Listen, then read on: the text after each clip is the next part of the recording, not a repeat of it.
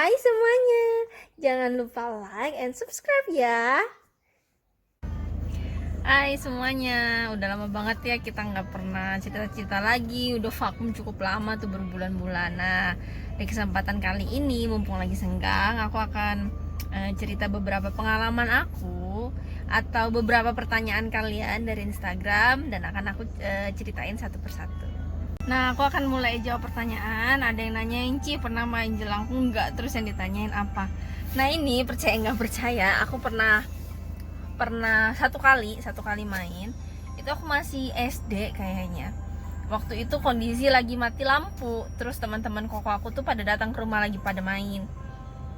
Ceritanya tuh mereka pada mau main PS, tapi karena mati lampu jadi yang nggak jelas gitu deh. Nah, waktu itu papa mama aku lagi pergi ngelayat karena tetangga ada yang meninggal.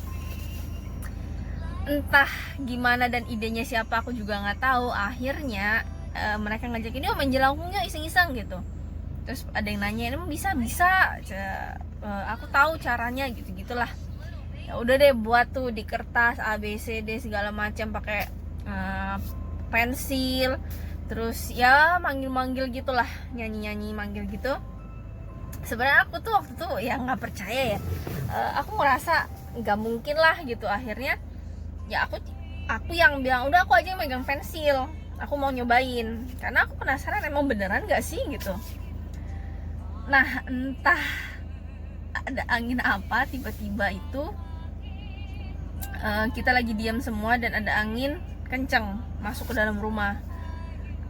Terus aku memang ngelihat, aku juga nggak terlalu ngeh banget. Aku pikir ya itu juga salah satu temannya kokoku yang aku nggak terlalu kenal baru dateng gitu kan. Ya udah deh, coba main. Terus aku lupa aku waktu megang pensil sama siapa, kayaknya sama teman kokoku deh. Terus mulai tuh ditanyain namanya siapa. Itu memang agak gerak sendiri, tapi aku pikir saat itu itu mah digerakin sama temennya kokoku kan, udah aku ngikutin aja gitu. Tapi semakin lama kok aku ngeliat nih cewek, dia pakai baju merah gitu, mondar mandir. Terus tambah lama kok jalan ke belakang aku gitu. Terus aku merinding semua. Itu mulai feeling aku udah mulai nggak enak tuh, udah mulai gemeter. Cuman pada bilang nggak boleh dilepas, pensilnya nggak boleh dilepas gitu. Udah deh, sampai pada akhirnya kita nanya iseng-iseng nggak jelas, umur berapa, mati kenapa gitu. Kita masih nganggep itu tuh bercandaan. Terus terakhir teman aku nanya, si ini pakai celana dalam warna apa gitu. Merah, dia tulis gitu kan. Kita ketawa semua. Pas kita buka beneran merah dong, beneran merah. Terus kita ya udah deh, bubar pada bilang gitu kan, suruh pulang. Dan dia nggak mau pulang. Itu gerak muter pensilnya, tambah lama tambah cepet. Sumpah ini aku merinding. Aku bilang jangan digerakin. Terus temen aku bilang enggak, dia juga nggak gerakin apa-apa gitu. Terus mulai tuh itu ngacak cepet banget, pensilnya gerak kanan gerak kiri. Terus kita minta lagi suruh pulang. Dia bilang minta dianterin ke salah satu ada kuburan gitu. Semuanya pada takut dong. Dan yang gak bisa kemana-mana kan aku sama teman kokoku yang lagi megangin lagi megang pensilnya. Yang lain udah pada kabur, udah pada lari. Ya karena kita juga takut, kita lari. Jadi kita lepasin, kita tinggalin gitu aja. Terus aku masuk ke kamar. Itu posisi masih mati lampu. Terus aku ngeliat si bayangan merah ini, cewek ini masuk di kamar aku juga gitu. Jadi mondar mandir di situ. Nah, setelah aku masuk ke kamar dan aku tutupan selimut, aku nggak berani buka karena dia ada di kamar aku dan dia nggak keluar. Dia mondar mandir di situ aja, berdiri dia ngeliatin. Sumpah itu aku ketakutan. Sampai akhirnya papa mama aku pulang. Aku pulang dari ngelayat dan ternyata, oh Tuhan, aku merinding.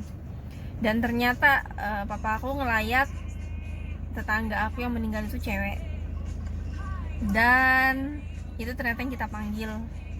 Aduh, percaya nggak percaya sih ya, itu yang kita panggil, itu yang masuk ke jelangkungnya itu. Aku sebenarnya masih bener nggak sih, tapi memang kita waktu itu mengalami seperti itu. Terus papa aku mungkin ngeliat itu agak kaget juga, ya ini siapa yang main kayak gini gitu.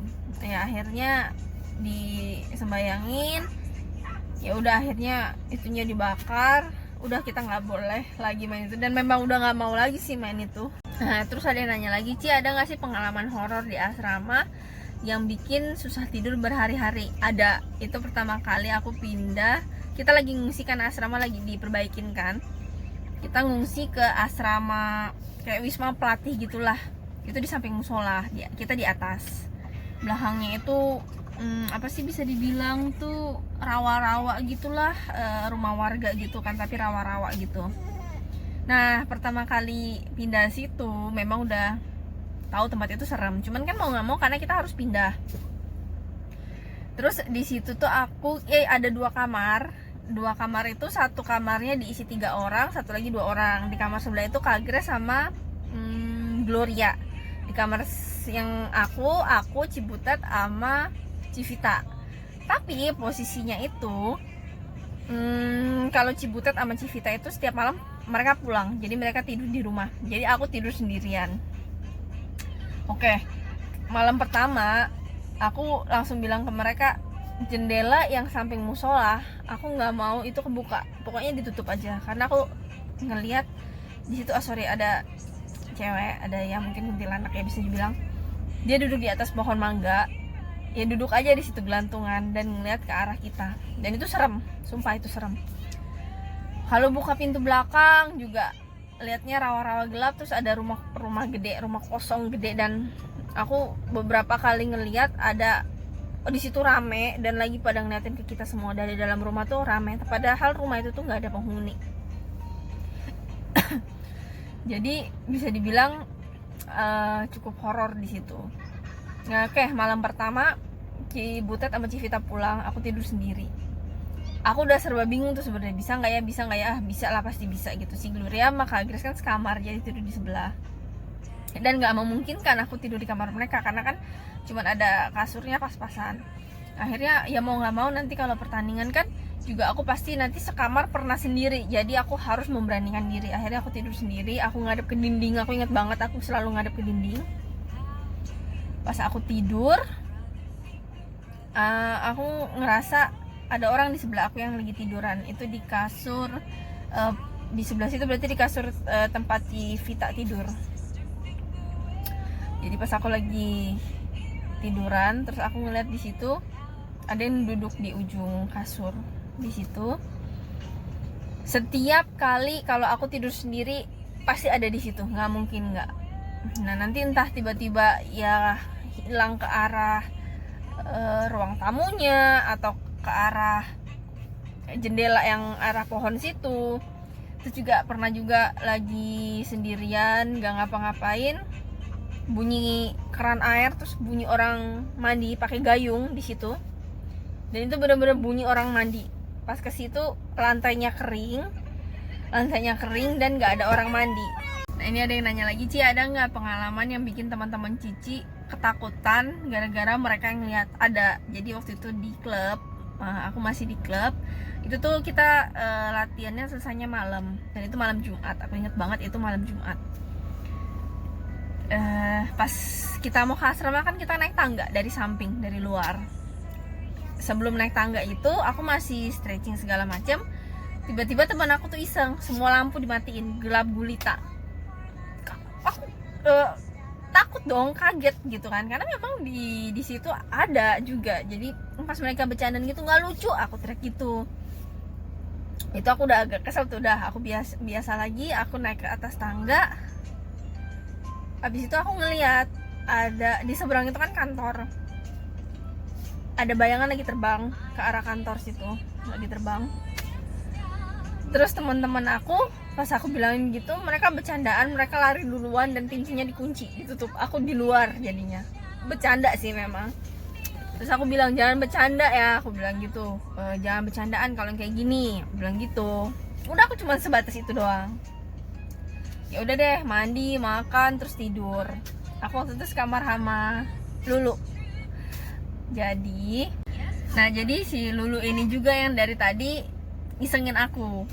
Ya udah deh, udah lewat, udah mandi, udah makan, udah capek latihan, aku tidur. Dan malam itu aku tidur pules banget, bener-bener pules banget. Nah jadi kan itu tuh ranjangnya tuh atas bawah gitu, kita samping-sampingan. Aku pas di samping, dia juga di samping, aku lagi tidur. Tiba-tiba si Lulu ini nggak bisa tidur katanya sampai pagi. Pas aku tanya kenapa, dia bilang dia ngeliat cewek, kata